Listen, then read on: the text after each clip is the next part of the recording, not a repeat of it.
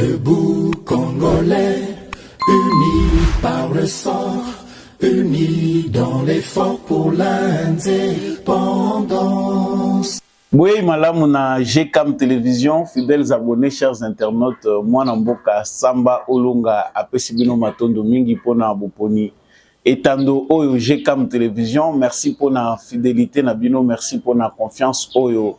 Bo renouveler kana etando na biso pour na partager basango ya République démocratique du Congo. En tout cas, merci beaucoup et vous êtes le bienvenu. Actualité na biso ya mboye banda nazalaka na tina ya ko yebisa ba commet de mortels était justice ya Nzambe eratakate, justice ya Nzambe moto moko te aishapaka na contrôle nango. Soki yo kosalaka mabe yeba yango ke mabe na we kolanda yo. Ezala osali yango na nkuku, ezala osali yango na mpoasa. Omibenga tout puissant, omibenga nyonso yo komibenga yeba yango ke un jour ou un autre justice ya Nzambe ko rattraper yo. Alors il n'est pas tard pour changer. Zonga sima, tala sima zonga moto ndenge balobaka eza pena malamu mingi. Actualité na biso ezali premièrement concerné na ma etali ba déclaration ya petit frère ya Corneille Nanga, gouverneur ya Ouwele, comme on a eu Nanga, en tout cas, il y a lobby qui est famille Nanga, selon la déclaration na la presse, ezali persécuté à cause ya ba acte criminel ya Corneille Nanga.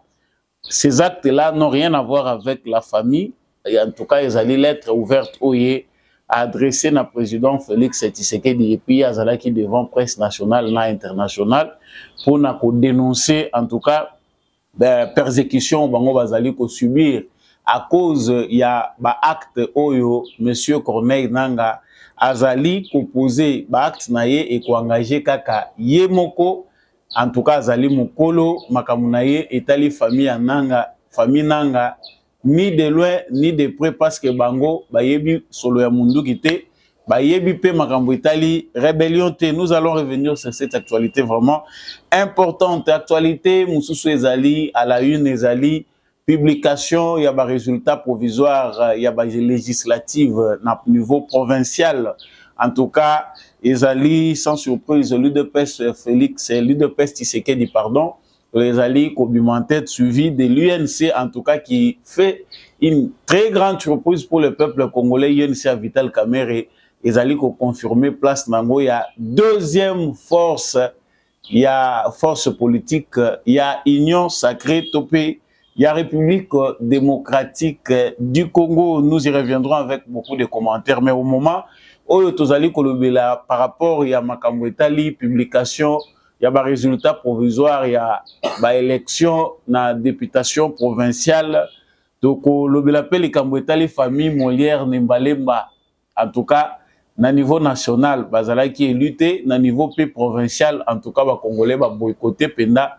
Famille Nembalemba, tina nango ezali nini, to le belango na katia émission Oyo, na bandal insécurité ezali makasi. Bandal c'est une commune de la ville de Kinshasa. Kuna ba supporters ceux qui tokobenga bango bongo ba partisans il y a Lévi Mpangi bazali ko s'affronter ba keyi ko piller ko déranger ba partisans il y a Patrick Mouyaya o azali encore élu député provincial na commune il y a Banda Lungwa. En tout cas ba résultat o ezali toujours ko continuer ko poser ba problème. Certaines personnes n'ont pas toujours la disposition naturelle ya kozala faire play ko accepter ba résultat même soka yebi moroki azuté. Nous en parlerons. En tout cas ezali question oyo ba téléspectateurs na biso belé ba tuni biso est-ce qu'il y a un malaise entre l'UDPS Tshisekedi et les MLC? Y a-t-il un malaise entre Jean-Pierre Bemba na Félix Tshisekedi? Tokolo belango na kati ya émission na biso ya mokolo ya lelo. Voilà tout pour l'essentiel de l'actualité qui sera abordé tout à l'heure à travers les analyses de Samba Olunga qui est devant vous. Je vous dis encore une fois de plus, merci d'avoir choisi la bonne fréquence qui est la voix des éclairés, mission de vous Congolais, vous tous éclairés du monde entier. Je vous dis grandement merci. Abonnez-vous si vous n'êtes pas encore abonné. Partagez les lives, partagez notre actualité. laissez-nous un commentaire depuis wapi ozali kolanda mwana mboka Samba Olunga mokili ezalaka toujours balance. En tout cas ezala penda malamu o liker pe o partager ce que s'abonner. Voilà l'occasion pour vous de vous abonner à cette chaîne. Nazongi na lombangu na actualité ndenge nasilaki ko présenter yango na biso ya mboete toko actualité à Corneille Nangaa tozali ko pesa priorité na actualité ya ba élection. En tout cas ezalaki nde mokolo alobi na pokwa après match à Léopard o tokoki pe ko commenter mokende publication et salami ya ba élection na niveau provincial, législative provinciale. Mais yambo l'élection est salement en tout cas date wana ezalaki choisi au même moment que Léopard a silisi ko beta match na ye na équipe ya Maghreb oyo ezali Maroc. En tout cas ezali première fois to affronter bango, c'est du football. Mais après match wana tout le monde qui ezalaki match moko très difficile, mais les Léopards ont quand même sorti leurs griffes. Après, bah, difficulté pour toi asseoir jeune abisso convenablement et puis tout bêta. En tout cas, entraîneur Azali Penda félicité pour la Moussala Malamu Salaki. Et c'est à la deuxième période, vraiment vers la fin, de Léopard vraiment a mis si bas griffe naïe pour nous donner cette égalisation qui nous a vraiment fait vraiment du bien. Ce qui est pour là qui lobby, tout ça, ni sina makambo ya baguerre, tout ça, ni sina charge. L'actualité congolaise est toujours compliquée pour avaler. Il n'y a que la malamouté, mais quand même, l'entraîneur et surtout les joueurs Silas qu'on salue, Azala qui vraiment sauveur Nabiso après penalty raté. Il y a Cédric Bakamou qu'on salue, Atikalika la légende. Le fait de rater un penalty ne fait pas de notre joueur un mauvais joueur. Il faut plutôt la civiliser. Biso ba Congolais, toi emprunté te ba Makambo ezali kitoko, c'est un joueur, ezali peut-être un mauvais jour pour Naye, il a raté son penalty et voilà. Et c'était passé. Mais à la fin du match, événement moko eleki c'est Pelisaki Batouté entre Chancel Bemba na entraîneur. Il y a Maroc vraiment donc Memaki Bitumba, Chancel Bemba zalaki ne ko sambela biso maboko ezalaka toujours likolo. Nankolo, parce que Congolais, ce qui est vrai, athée ou chrétien, mais Chancel Bemba prié à la fin du match pour remercier l'Éternel. Na bikamo ya monaki na terrain et l'entraîneur ya Maroc azoya pe au même moment yé pour kokata yé azaki pe presque na souka prière na yé pour na kosenga yé ko reprocher na makambo vraiment tout ça koyeba quintessence na ngote.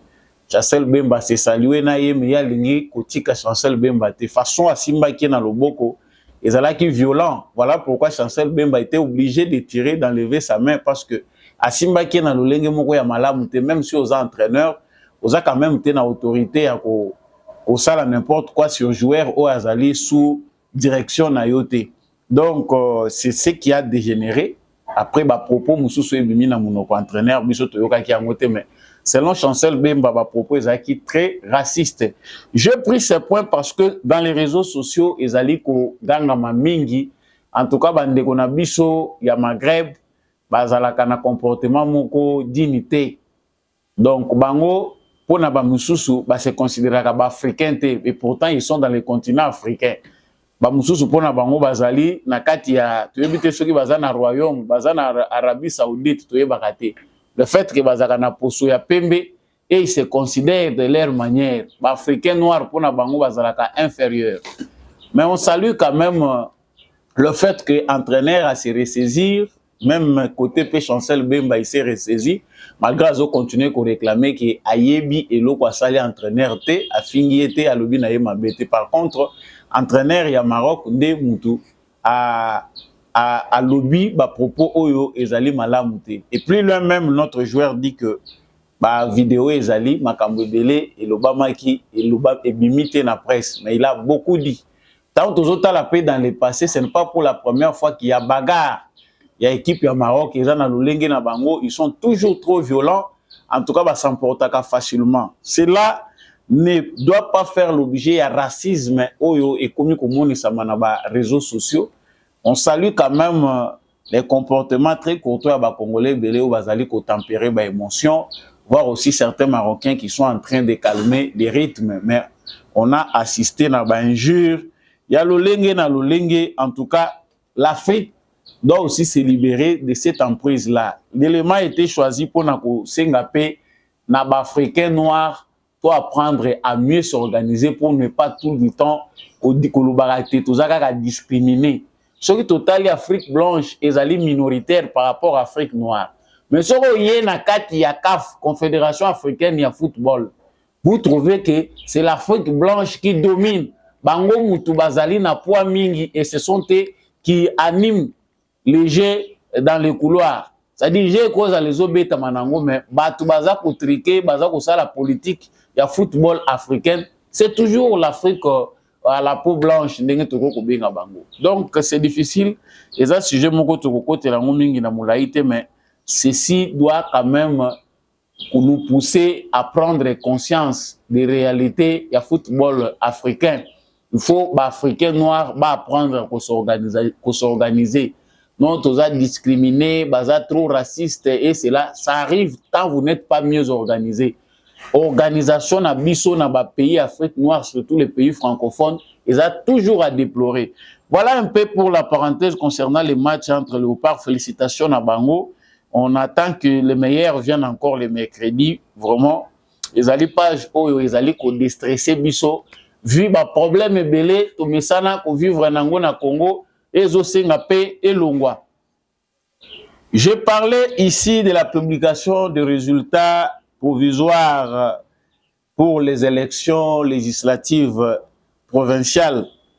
En tout cas, UDPS Tshisekedi Azali en tête, une nonantaine de députés, suivi de l'UNC de Vital Kamere, et puis député Moussousoupé Bazali Kolanda, il y a un parti politique Moussousoupé na ba regroupement. En tout cas, les élections, Ndenge Toumouneli Ango, et ils ont presque vers la fin de la publication parce que il y a une élection municipale, mais dans la provinciale, on voit que sur les 688 députés publiés provisoirement, aux Alika Kana 66 au Bazali Bassi. Donc, c'est moins de 10% au Bazali élu comme député à niveau provincial. Maman Bazali presque sous-représenté pour Nanini.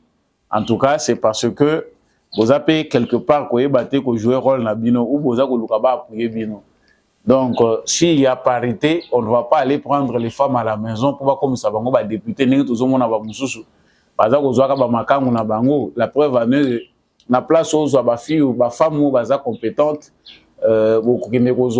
Batumingi bazali toujours na culture balobi liste oyo est représentée basi ebele et la kisi que lokota ba makangu na onyon so pesa bango bambongo cha bango na kati. Et c'est pas comme ça que c'est fait la politique. Il faut d'abord yemo azala na vocation à servir et donner l'éducation à tout le monde. Il faut égalité à l'éducation, c'est ce qu'on fait toutes les filles à l'école, on appuie les filles à étudier aussi comme les garçons pour encourager les femmes. C'est ce qui peut faire que niveau il y a participation, il y a gente féminine et à la paix élevé na makambo etali maponomi et puis ba maman pe boye ba pe ko apprendre ko encourager ba maman oyo bazali pe ko se présenter ezali pe mingi que basi ba participer kapé na gouvernance ya mboka.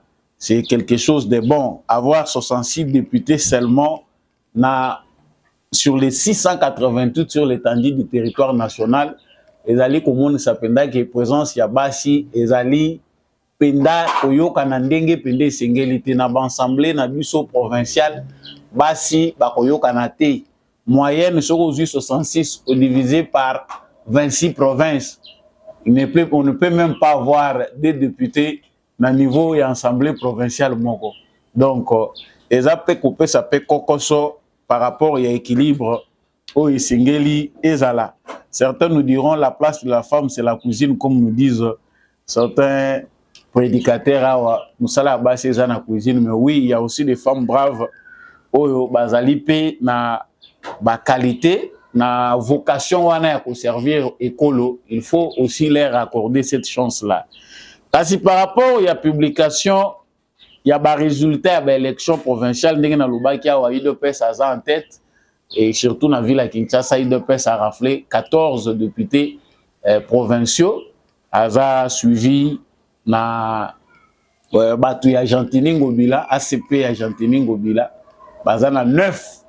En tout cas, Ngobila s'est battu comme un diable, bien qu'invalidé, mais à réussir na plateforme na ye, na parti na ye, il y a au moins 9 députés, c'est-à-dire Ngobila sera représenté en quelque sorte na kati ya assemblée provinciale. Donc azape na mot à dire ba député na ye ba koki pe ko sala une force, so pe ba lobi ba bunda to ebindenge et salemaka na par la corruption. Nos députés maturité ndenge salemaka ba député IDPS ba se faire sentir te na gouvernance ou les kaki.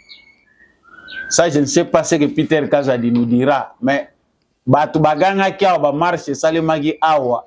Les députés de l'UDPS qui pouvaient aussi avoir un mot pour ne fût-ce qu'avoir un vice-gouverneur dès le départ à cause de l'UDPS ou bien président de l'Assemblée provinciale. l'UDPS a zangaka na gouverneur, na vice-gouverneur, na président de l'Assemblée nationale et provinciale, pardon. C'est après ici, après avoir politique tango evandi malamu nde tozoya komona UDPS aza pe ko réussir ko kotisa Jekoko Mulumba comme gouverneur vice-gouverneur ndenge tokoyi kolobela yango. Donc corruption na se ndenge bato belé ba dénoncer yango, ba député va se faire sentir te, ba député na biso belé moralité za pasi, probité, intégrité za kokoso. On peut avoir 14 députés ndenge to moni bango ya UDPS là. Logiquement, c'est l'UDPS qui a la majorité, mais il faut ajouer. On ne sait pas, dans le regroupement, mon pays allié à l'UDPS allié. Déjà, ça porte à croire que le gouverneur, il y a vu la Kinshasa, où il a remplacé Gentini Ngobila, ou bien en intérim Nengeza assumé par Jekoko Mulumba. À cause de la ici, il y a UDPS, UDPS. Est-ce que l'UDPS Tshisekedi s'est préparé à la gouvernance de la ville de Kinshasa? Parce que na réalité à croire que en tout cas il n'y a pas assez de préparation à niveau de parti présidentiel pour la gouvernance. C'est bien maintenant d'avoir les 14 députés, négocier avec les autres structures la politique nabino pour que bon rafler majorité nabino na niveau il y a assemblée provinciale. Mais ça ne suffit pas que les gouverneurs soient seulement issus de l'UDPS. Il faut quelqu'un, un bon manager, oyo azana profil ya malamu, aza capable de relever défis à ville à Kinshasa. Ma province, parce que j'ai comme l'impression que c'est à l'intérieur où les gens ont le temps de bien réfléchir, s'impliquer dans la gestion de leur province qu'à Kinshasa. Kinshasa, ils ont un défi à Bosoto, Kinshasa, politique sociale, ils ont un monanate, Kinshasa, ils ont un chèque belé, bana baleke belé na balabal. Tant que le Bosoto. Mais l'insalubrité là, c'est aux autres même à niveau social. Ils ont déplorable. Siège à l'institution capitale, au Longwa Banda aéroport, qui n'ont eu koma, bisika ba institution ezali oyokina mawa. Bosoto ezali même na libanda ya ba institution musutu za komona. OK libanda ya oleki palais du peuple oleki kuna bisika siège ya ministère intérieur na ba ministère musu ezali. Ba ko sala assemblée ko kata pelouse kaka libanda wana na kati wana. Mais libanda nyonso zamba wana ko sala 3 mois 4 mois. Zamba na zamba. L'insalubrité et l'équi.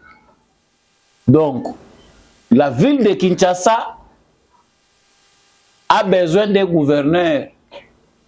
Cette pièce-là rare, Kinoa wana ya rare, ou à permettre que ba Kinoa baloba enfin, toujours quand même Moutou, bon manager, ou à capable de retirer nos intérêts de côté.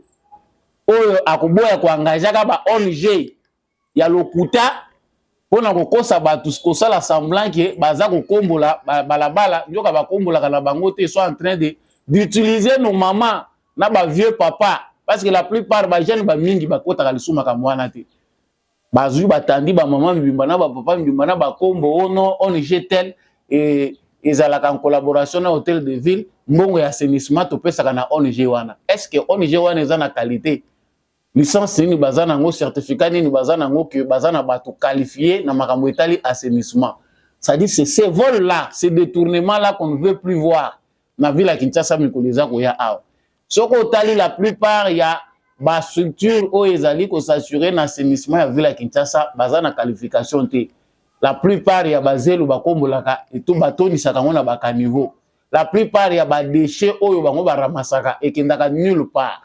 Les défis sont énormes pour la ville de Kinshasa. Il ne faut pas seulement se limiter à l'UDPS. C'est maintenant que le secrétaire général de l'UDPS actuel, Augustin Kabouya, a transcendé, a dépassé dans nos idées. Il y a la proximité, il y a la demande pour voir s'il doit être issu de l'UDPS, qui est cet homme-là rare, aza capable de le dans la ville de Kinshasa. C'est bien, je comprends Moulumba est là, mais est-ce que ce profil-là, ils allaient vraiment, profil Oyo, ils allaient qu'on ça la unanimité pour que aujourd'hui, tous soient quand même ceux Aza, aux Alanzambete, mais Moutoyo Aza capable Lelo à relever défis. Il y a ville à Kinshasa, tout le monde a quand même clair en termes de gouvernance. Parce que le défi, en matière d'administration, l'administration de la ville de Kinshasa est trop sale. Cette administration-là est très corrompue. Donc, tout se joue d'abord autour de l'administration. À quoi administrer Ndengeni? Cop, naba bourgmestre, cop, soir, kaka manœuvre, enfin, on ne verra rien. Alors que la ville de Kinshasa a des fonctionnaires de l'État qui sont payés dans le trésor public. Mais sur le plan environnemental, zéro. Plan ya okokende na niveau nyonso lelo mutaza capable na ye aye akomi liboso ya ndaku na ye atimoli libulu munene akomisa ngo dali ya wese na ye. Ce qui montre que l'État n'existait pas. Donc pour ce qui est cette question là, il y a eu de peste ndinga zali configuré en tête. On pense que c'est très important que ça réfléchisse parti cher ya Etienne Tshisekedi en tout cas ezali penda na défi munene awa nazongeli koloba makambo wana na koloba kaka pardon bolimbisa ngai moyena kanga sungu noko ezate l'UDPS na beleli combien de fois la marge de manœuvre ici veut que l'UDPS qui s'impose comme première force politique démontre réellement politique socialiste oyo bo chantaki to chantaki depuis près de 40 ans. Les 5 années passées, on ne juge que Félix Tshisekedi, pas trop l'UDPS, parce que presque inexistante dans l'institution sur toute l'étendue du territoire national. Aujourd'hui que l'UDPS entre dans toutes les institutions, Boyo qui se tiennent Tshisekedi ou Moulumba Sonité. Et ça qui tourne là, il label, il y a UDPS, il reconnaît de l'UDPS, mais est-ce que l'UDPS a un bureau politique qui réfléchit par rapport aux enjeux de l'ère et par rapport à l'avenir? Il n'y a presque pas un bureau politique. Augustin Kabouya, Augustin Kabouya, Yaougu, Yebisa Biso, UDPS, Ezako Kambamandenge Nini. Est-ce que le bureau politique, il y a eu de paix, c'est ça la stratégie à solo bien définie, claire? Ou bien c'est toujours les divisions, trop de mécontents par rapport à Yandenge Zako Tambola.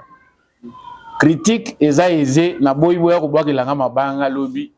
Oh, a commis ko combattre UDPS. Je suis le produit, j'ai combattu. Ça c'est pour ce qui n'engage que moi. Tout chango entre parenthèses. Surprise Moussout Ozwa na ba élection oyo provinciale, c'est l'UNC de Vital Kamerhe qui a 56 députés provinciaux. Outre les 40, quarantaine, il y a des députés na bango, je sais pas, 39 ou 40. oyo bango bazui na niveau national, l'UNC sans compter peut-être ceux qui peuvent baser la manœuvre na bango, il y a quelques structures alliées à l'INC, s'ils ont aussi su ramasser quelque chose, ils seront dans les 40 ou 40 quelques. C'est déjà significatif. Déjà, à niveau, il y a députation nationale, l'UNC à Vital Kamerhe, Bazali, deuxième force politique, Yamboka. Toye na provincial, INC à Kamerhe, Bazui, 56 députés provinciaux. Ça encore, c'est significatif. Toza kotuna mutuna. Pour ceux qui n'aiment pas travailler, parce que balobi, caméra zalate, na gouvernement de Kosala, toli koyoka makamba caméra était, lui c'était ceci, lui c'était ceci. Mettons de côté les émotions, il faut travailler. Pendant que les autres font du bruit, les autres travaillent. Et ça, résultat, il y a Moussala Basali. Naza ko rappelé dans le bagage en émission les gars. Vital Kamerhe, détourneur de fonds publics dans les procès 100 jours. Condamné au premier degré 20 ans de prison avec des amendes. Au deuxième degré, on a encore amoindri et comme il 13 ans. Et après recours, M. Kamerhe a été acquitté. Salut. Pas salut, mais sali. Dans toute l'étendue du territoire national. Vision à Bissotan, tout ça, côté la INC, non, image à Kamerhe comme très sali. Mais, Aza a mérité le sous-souté pendant l'institution de la République démocratique du Congo. Mais voyons que cet homme qui sort de la prison, il est sérieux entre guillemets dans ce qu'il fait. Il s'implique vraiment qu'il sent vraiment que Azak Obunda Bitumba naye à s'organiser dans parti politique naye. Le résultat qu'ils ont est surprenant. Ah Nazak Osaye la Kamerhe ba éloge, mais ces résultats sont surprenants pour quelqu'un qui a été accusé pour vol et détournement. Détournement, tout le bango parce que langage y a pas politicien ba détournement, vol. C'est trop choquant, on préfère détournement. Il a juste détourné.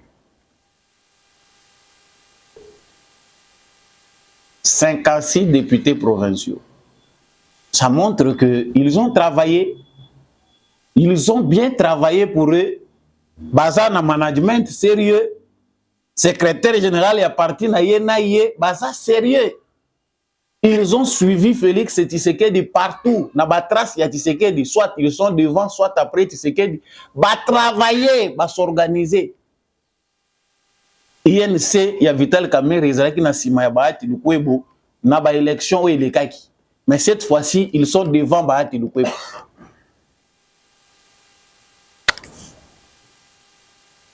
Mais quand on va parler, au niveau de l'UDPS,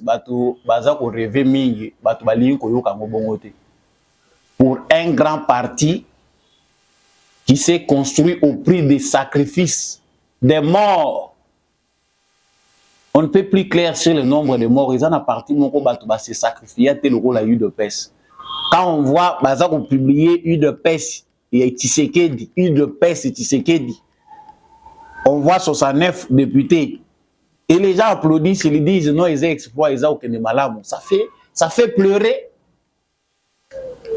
Voilà un parti. Et c'est pour dire que il ne faut pas se contenter des acquis, dire que on est populaire.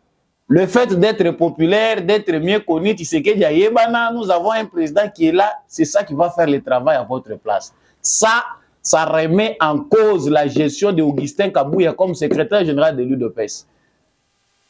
Moussala et Salami Malamouté, à tous les niveaux, il n'y a pas une sérieuse préparation. Pendant 5 ans,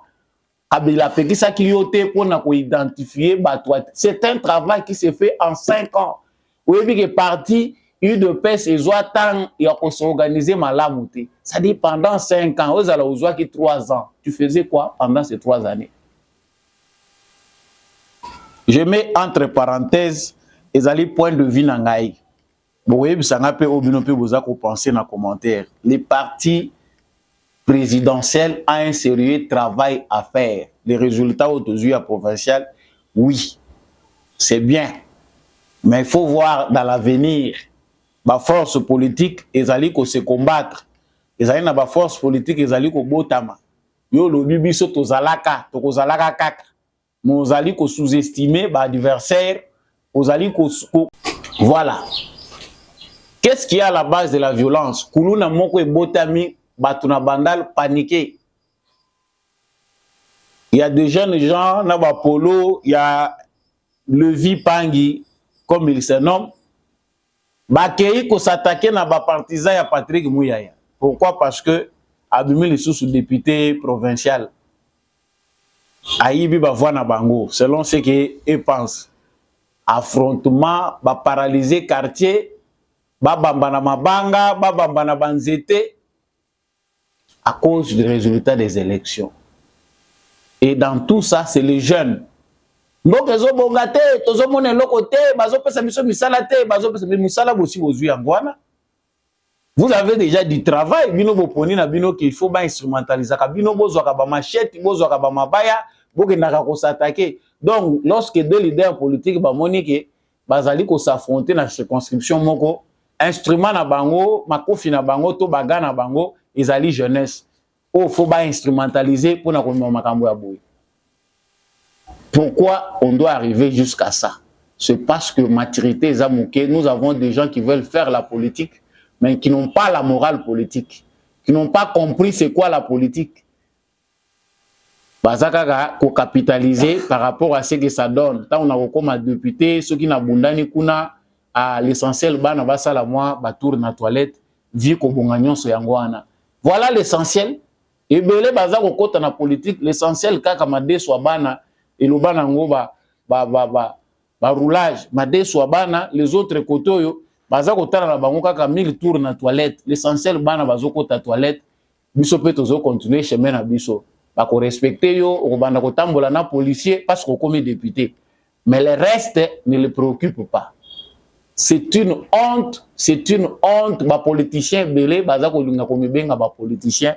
Commerce au poissi là. Parce qu'il faut réfléchir la manière ni toko mettre fin à commerce politique. Loi électorale et l'obinin. Nous avons des défaillances dans nos lois où ils ont ça qui est politique et s'apparenter dans commerce. Bah tu vas comme ça la commerce dans politique. Aza prêt à recruter même bandumba na bon marché. Baza ko loba français qui toko wana a comme si bango ba politicien. Qu'est-ce qui se passe? C'est parce que Moutou Azali, député national, Azali sous la possibilité à sous député provincial. Comment on peut en arriver là? Cumul wana y a exercice. Donc yomoko wana au postulé, monete ba mususu tout monde qui candidat moko présidentiel, président de la République. Je sais pas si je me trompe, il faut ils la Franck Dion.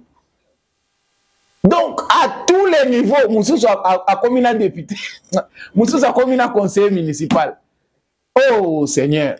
Donc, Yomogowana, donc à lui, il a tenté chance au commerce. Candidat président de la République, candidat député national, candidat député provincial, candidat conseiller communal. Ezui. Ça fait très mal. Et c'est que ça occasionne les alliés que cumulent. Tant qu'on a alliés comité, à qui a candidat na niveau il y a députation nationale. Bah tu vas voter comme député national. Bah les sous na provincial, le rôle congolais a zorané tenté à réfléchir sur Makamou. Les philosophes chez nous, ça n'existe plus. À voter, yo mutumoko ana bino moko bo voter député national, bino moko bo voter les sous provincial. Donc réfléchir te que muto biso to sito ponier na niveau national. Tant que zo pesa provincial, a ko pesa nani. La conséquence, c'est que il fait le choix. Ah, na poni nanga côté à Muzindo Maya Munene, kuna côté Bambisi Zakebele, à Kenya na députation nationale. Il s'est choisi maintenant suppléant. Pour la plupart, ce sont les membres de famille. À vous préférer na yazo membre de famille na yacha. Pour peut-être les rares personnes qui n'ont pas mis au bachete, qui n'ont pas placé leurs membres de famille, à Rocha peut-être Moutou Ayebi que à contrôler Malam ou quoi 10%. Voilà comment nous avons transformé notre politique en commerce. il y a plusieurs députés nationaux qui se retrouvent aussi élus députés provinciaux. Ça n'a pas de sens. Voilà des choses qu'il faut changer chez nous. Donc, Yomorowana. Et puis cette fois-ci, et l'oko yotoza kobete la société, que le président de la République a bête à PCT dans les Cambo, c'est très important. Même si le parti politique a un mot à dire, pour se retrouver le souk a le même problème. Celui qui est député reste député. Le peuple congolais a pona qui oppose à la Molobeli. Mais, au Kozoa, comme il y a député, les mêmes députés là, va nommer un ministre. Allez, à Bendi Mwasi naye, ceux qui cousin naye, ceux qui neveu naye, ache na place naye, parce qu'Azaki déjà suppléant naye na katia liste. Allez-y, maintenant, voir ce qui va se passer. Donc, la plupart de nos ministres sont députés nationaux, sont députés provinciaux. Patrick Mouya, que j'aime beaucoup, qui fait son bon travail, il est élu député provincial, Azali élu député national. Ah, c'est bon. C'est très bien, mais c'est une défaillance de nos lois, ça ne nous profite pas. Et ça qui est au côté. Ils ont profité. Super à tous les niveaux. Il faut aussi chance. C'est ce qui fait que bateau bazana mbongo mingi. Bateau bazali très connu. Ils profitent. Nakoye banana bango wana maintenant pour faire le commerce qui va avec la politique na niveau ya Congo. Et là mususu pe tozo ko tokoye ko lobela awa. Les prisonniers politiques. Toyebi que Salomon Kalonda, très proche collaborateur de Moïse Katumbi, ce qui peut conseiller le principal en prison, Aza élu député provincial. Et souvent, ils ont une norme pas na biso, c'est que Moutoupa Kobomanaye, Moutoupa se retrouvé à postuler. Doli Makambo avait aussi postulé. Donc, quand on a une élection, je ne sais pas, il n'est pas passé, mais en prison où il est, il a 10 ans. Pour une affaire, il y a un médecin qui est dans l'hôpital Vijana. Mais il se retrouve candidat. Ça, c'est à revoir. Il faut qu'on la Namibé qu'on a vu. Normalement, il faut qu'on taille la malam li Namibé. Salomon Kalonda biso toyebi ke azali makambo ba grief oyo bazali ko reprocher na justice. Ezali liaison na ye na M23 na ba généraux rwandais. Tokoy koloba en d'autres termes, c'est un ennemi de la nation parce que na moment où biso toza ko bundisa terrorisme ya Rwanda via le M23, lui collabore avec le M23. Mais il est candidat député élu na Maniema. La députation provinciale. Donc, il va bénéficier des intérêts. Nos lois, tant que défi na mandat pour Félix Tshisekedi, comme pour toutes les institutions, c'est les réformes, les grandes réformes qui doivent être envisagées, et surtout en termes de lois. Les lois sont tellement injustes qu'ils allaient tailler sur mesure pour bénéficier, faire bénéficier une certaine catégorie à battre. C'est un petit groupe à battre, il faut pas se faire là. C'est-à-dire que si vous avez un moyen de se retrouver, le plus fort va continuer au Zouamakasi, le plus faible va continuer. Voilà pourquoi il faut créer l'équilibre. Équilibre en termes de loi, équilibre même dans le salaire. C'est vrai. Bon, les députés, les charges des alliés et belé, ou les déjà déclaré papa social. Pour mbongo baza kozwa bakata kasusu mwandambu pour bakende ko sala soki nini basala kana basité pour mbongo ngo pe monsieur le président de la République a adopté les kabwana lobi ba député baza na charge makasi rôle ba koma ko jouer na à la base ils allaient rôle moko munene. La question n'est pas de leur salaire, non, la question c'est de l'équité. Rôle wana biso to pesi bango ngote, c'est à cause de leurs erreurs mais ba komi ko zwa rôle wana. Ça c'est aussi une forme moko ya mabe. Il y a répartition, les accords s'est créé, ce n'est pas encouragé. S'il faut rabaisser leur salaire, les Congolais aussi doivent comprendre que député à cause de la papa socialité. Nous cherchons que le salaire, il y a des députés, il y a des provinciaux, nationaux, des ministres, il ne faut pas dépendre d'eux. Tout mais ça n'a pas besoin de la chaîne ou de antivaleur. Aïba, asala boso qui va me dire nous ressortissants de. Pourquoi? Parce que tu es chaque les 30 bisons to genda kotanda mulongo kuna autozelaka ba 100 000 francs na ba 200 000 francs. Aussi bon dima ko futa mais pas ba député.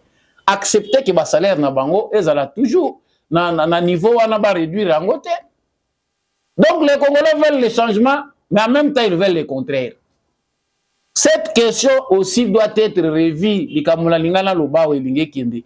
Ezali likamboyo et comme si Salomon Kalonda député. On ne peut pas en même temps être poursuivi par la justice pour des faits graves, pour haute trahison contre Mboka Nayo et en même temps postuler. C'est grave et gravissime. Tout ça, na légèreté, makasi na mibe qu'on a vu ça. Donc, on préfère s'en passer. Malaise entre l'UDPS et l'MLC. Bah, internaute, tout créé à ba invention T. Il y a des gens qui s'appuient sur Songi à ba français à Mouté Mamabé pour inventer des fausses informations qui n'existent pas.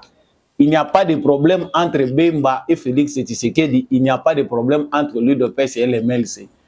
Bah, tu as MLC, Bazali na droit na bango légitime. Il y a aucune na justice. Ceux qui ba monique Bazali lésé na ba droit na bango concernant ba résultat ou ebimi na ba élection.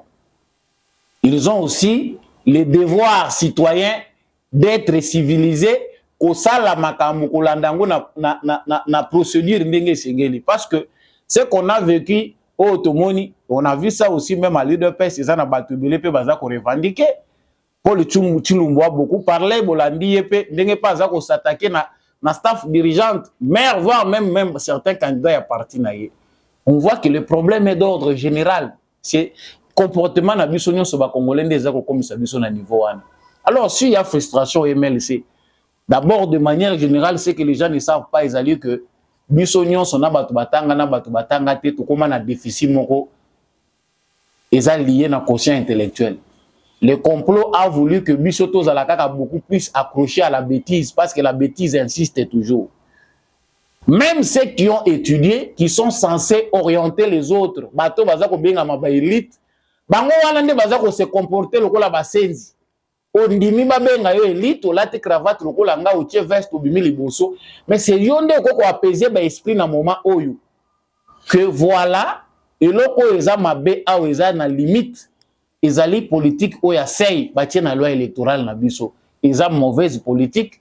Il faut tout longolango à la longue na kati ya mibeko na biso parce que ça n'honore pas ezali ko cadrer te, ezali beaucoup ko encourager ba fort et puis ezali ko tia lisusu ba faible na libulu makasi. Mais ce sont les élites qui se comportent en analphabète. Donc, tant que on ne sait pas na Congo qui est lettré, qui ne l'est pas, qui est élite, qui n'est pas élite. Confusion est totale. Donc, moi, je vais réclamer au tel niveau na ye. Mais ayaki na nous pas postuler ndengeni sans ko yeba que c'est ezalaka. Est-ce qu'il avait pris le temps d'être expliqué? Peut-être yo na ba étude faite na yo oyebaki na yo seite ndengeni ni bakalikila kango ndeni basalaka yango. Faites-vous informer. Yeba yango comment ça se passe avant oya. Parce que comment se fait-il que yo zali président ya regroupement politique Songolo Pakala? Ozala na mesure te ko expliquer ba tout ça eza ndengeni.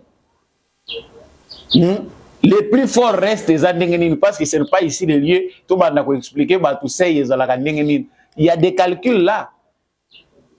Ça s'apprend. Moussou peut apprendre au pays journée mobile pour quitter. C'est par rapport au niveau de compréhension. Batunion s'otende va comprendre en dans un langage où ils a plus clair et de manière concise. Ndengeni ne koko ebisa batu pour apaiser. Mais tout le monde aujourd'hui ils a passé. Moussou pour s'attaquer na Augustin Kabouya alors que le problème n'est pas Augustin Kabouya. Le problème c'est l'essai. Augustin Kabouya te mutu akeko bundana kwa longola bakombo na bino na liste ne tuzoka ba musu baza koloba. On a un problème de compréhension lié à nos lois et c'est ici qu'on comprend que nous avons tous des problèmes, lettrés ou pas, tozana makambo. Donc Jean-Pierre Bemba n'a aucun souci avec Félix Tshisekedi. Que Jean-Pierre Bemba pense devenir un jour président de la République démocratique du Congo. Comment on dit balobaka les ambitions sont légitimes, mais il faut être organisé et surtout ne pas tomber dans les illusions parce que certaines ambitions sont des fortes illusions. Oyo ezali pe ko memayo na des mesures au commune à point où ils aient beauté. Je ne dis pas que c'est Bemba qui est dans la mesure, mais je parle de manière générale. Jean-Pierre Bemba, Azali Moutou, il a postulé en 2006 face à Joseph Kabila. Il a son agenda, il a tout ce qu'il fait. Mais ce qui se raconte, oyo mususu batu bazali ko fabriquer ezali de nature ya kolinga ko diviser batu ko tia songi pona ko panza batu, ça n'arrivera pas. C'est Jean-Pierre Bemba qui conduit la politique de son parti politique. Il sait là où il va, il sait la vision qu'il a. Félix Tshisekedi aussi est issu d'un parti politique. Aujourd'hui, c'est le président de la République. Il sait là où il va, il sait quelle est la vision du parti dont il est issu. C'est quoi l'héritage qu'il lui a laissé son père? Chacun s'organise à sa manière. Si notre démocratie décide demain de mettre qui, et chacun, c'est la démocratie qui va en décider. Mais bino bokomi ko timola déjà maboulou avant ça montre qu'il y a des sorciers parmi nous qui ne veulent pas de la paix. Donc nakanisi malamu ke actualité na biso ndenge tolandi yango eza ko kende presque na suka. Je vais terminer ici par cette vidéo que je vais vous présenter. Il y a gouverneur, il y a Owele, ba Seane Nanga, les petits frères à Corneille Nanga et puis Tozongi. Une tâche qui se met sur un habit aussi blanc que ce que moi je porte aujourd'hui, qui s'apparente à la rébellion. Une rébellion, malheureusement, qui renaît et qui veut prendre encore forme parce que c'est animé après changement de nom par Monsieur Corneille Nanga, qui se retrouve être mon frère biologique, même père, même mère. Et d'ailleurs, je viens 4e après Corneille dans notre famille. Mais je voudrais bien porter à l'opinion nationale et internationale que l'aventure de Corneille l'engage et lui et à lui tout seul. Toute la famille Nanga n'a jamais été maniée ni armes ni adhésion dans une quelconque rébellion. Je pense qu'il est adulte. Je pense qu'il a choisi son chemin, mais nous avons choisi le nôtre. Et le nôtre, vous comprendrez que nous partions aux élections, je crois mon grand frère nous a convaincus qu'il n'y aurait pas d'élections. Et il écrivait en grand. Si nous n'avions pas participé aux élections comme les autres l'ont fait, on pouvait insinuer par là que nous sommes derrière. Mais nous sommes allés aux élections alors que lui nous disait que ces élections n'auraient pas lieu. Nous y avons participé activement et il y a des images. Et moi, personnellement, j'ai été dans tous les fronts où je suis allé battre campagne et toujours pour témoigner mon attachement à ma famille politique qui est l'Union sacrée. Ces élections dans la province se sont déroulées et que les résultats sont là. Je voudrais convier tout le monde, n'importe lequel, sceptique, qui sont sceptiques de mon action, de descendre auprès de la CENI pour les résultats qui sont sortis dans notre village ou notre papa. Parce que je l'avais dit en plein meeting que bien que l'élection soit, le vote soit secret, mais au moins le nôtre, si celui qui vote accepte qu'il publie, n'est-ce pas, la personne qui vote, je crois, il n'y a rien à condamner. Et c'est ce que j'avais demandé. J'avais demandé à ce que le vote qui sera fait chez nous, qu'on puisse dire, que les gens disent qui ils ont voté. Moi-même, j'ai voté Félix Antoine Tshisekedi. Notre propre papa, qui est chef coutumier dans notre collectivité, la collectivité Wadimisa, a voté le président Félix Antoine Tshisekedi. Je ne sais pas s'il faut faire mieux que ça pour témoigner que on est dans l'union sacrée et que ça fait très mal que les adversaires politiques prennent cela comme faute de commerce pour nous renier notre appartenance à notre famille politique et que, je le crois bien, ceux qui sont bâtards certainement ressentent ce que nous ressentons, que nous nous déclarions d'un para, mais faudrait-il encore faire un peu plus pour qu'on accepte que vous êtes le fils de papa. Ça fait très mal. Au-delà de cela, aujourd'hui, je voudrais bien rassurer que non seulement la famille Nanga, non seulement, je dirais la grande majorité parce que je ne suis pas dans les cœurs de frères de Nanga. Nous sommes tous Nanga, nous avons ces noms-là, nous n'allons pas changer ces noms. Au moins, nous savons que, tels que nous sommes, les uns peuvent avoir des préférences. La deuxième raison était que lorsque nous avions appris que notre frère s'est allié au Rwandais, lorsqu'il y a eu création de l'AFC, je pense, c'est ça, non? L'Alliance Fleuve Congo. Lorsqu'on a créé l'AFC, et avant même qu'on ait créé l'AFC, lorsqu'il y avait création de notre parti politique, c'était la DCP, parce qu'on a commencé d'abord par la création de notre parti. Voilà. Comme Bouti Kolanda Yango, Corneille Nanga, tant azalaka bébé, il fallait qu'il y ait causé des problèmes dans la famille. On ne sait pas si en grandissant il était très turbulent. Et c'est difficile pour un père et ses enfants d'être victimes d'un enfant bandit. Nakimukolo. Tant bazako baki âge wana za âge baki nakokota zamba te nanga pense que batu bazali kosala soki ndenge nini. À cause des intérêts mesquins, Corneille Nanga choisi la brousse pour na konyoko la famille mobile. On ne sait pas si ce que dit Baseane Nanga, le gouverneur de Ouele, est vrai parce que personne ne voit son cœur. Mais il dit la famille n'est pas concernée, lui surtout, parce que baza victime dans le moment où ba acte ya Nanga ba retomber nango et comme il faire souffrir famille.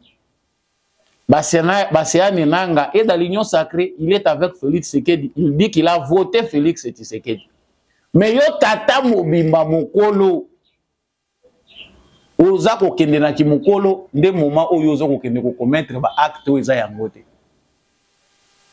Ozali soumis na malédiction parce que le papa peut te maudire. Au monika pour à cause y a rien. Ndenge kaka drone wana eza ko rataka yo wana soki po zoki te. Oki pe drone ya butu bandingisi yango. Mais le papa pe bandeko baza ko tuna papa vous êtes chef coutumier, disciplinez votre fils.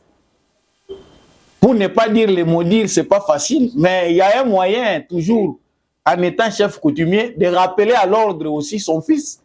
Soki aza koyoka yote bimela ya tana ndenga mystique place aza soki na Tanzanie soki na Uganda pona ruchura komeka lisusu te o bimeli na ndenge moko ya mystique o lakisi peke makambo ezalaka parce que ça aussi c'est le pouvoir aza mwana na yo aza sang na yo aza pouvoir na yo. Ici si le papa peut utiliser tout le pouvoir à sa disposition, on pense que Nanga là où il peut aussi être ramené à l'ordre même par les esprits. Parce que le papa, c'est un grand chef coutumier et qui soutient Félix Tshisekedi. Yo moi nous avons sakana na mabele na biso lobanga mutu na bota kiyote. Na pesio 48 heures zonga awa. Si c'était moi je le ferais. Il y a toujours un moyen ya kosukisa mutu. Donc ayeba ke zambo yo koti obimaka na mutu. Donc la famille se plaint vraiment, lettre est adressée, lettre ouverte d'un président de la République. En tout cas, Negonaye, ouaza 4e après Nanga. Nanga pas à mon colo, mais à se respecter. Donc, petit frère a commis là, aux autres batuna passe à la place va réfléchir sur manière de développer province, va commis réfléchir na makambuya yo tata mobimba. Donc, aux ongi plus que bébé, aux ongi, moi na mouké, oh, il faut esengeli babanda kolandera. Donc, la famille c'est de solidariser, ce qui est un bon signe, mais les renseignements, l'État doit garder toujours ses moyens pour garder à l'œil Moutounionso Oyoyo Azali proche Yananga parce qu'on ne sait jamais. On ne sait jamais qui travaille avec lui, il est en collaboration avec qui. C'est important d'y veiller. Voilà tout pour l'essentiel de l'actualité. Comme abordé lorsque tu le qui sommaire, na pesibino maton de mingi ndenge bolanda ki émission Oyo na mungongo ya Samba Olonga. Merci pour la fidélité Nabino, merci pour la confiance Nabino. Abonnez-vous si vous n'êtes pas encore abonné, partagez cette actualité. Surtout n'oubliez pas de liker et de nous laisser un commentaire. Merci à Mbi Achako qui nous avait accompagné, qui nous a accompagné comme d'habitude pour que cette émission vous parvienne. Merci à l'apôtre Gérard Kabea, l'homme de la vérité des urnes, Jean-Louis Timbalanga, monsieur des maires Boniface Mpunga, papa Freddy Ngwama, mon vieux Maurice Kikangala, maman Bilonda, maman Lisette Moumwindou, papa Jeff depuis l'Autriche, papa Kennedy Mukendi, monsieur Paulin Tika et tous ceux qui soutiennent l'émission Debout Congolais. En tout cas, je vous aime beaucoup. Continuez à soutenir cette émission, continuez à nous appuyer. Restons Wazalendo, Fardé Senamotema comme d'habitude. Bendele Kouyate, on se retrouve prochainement.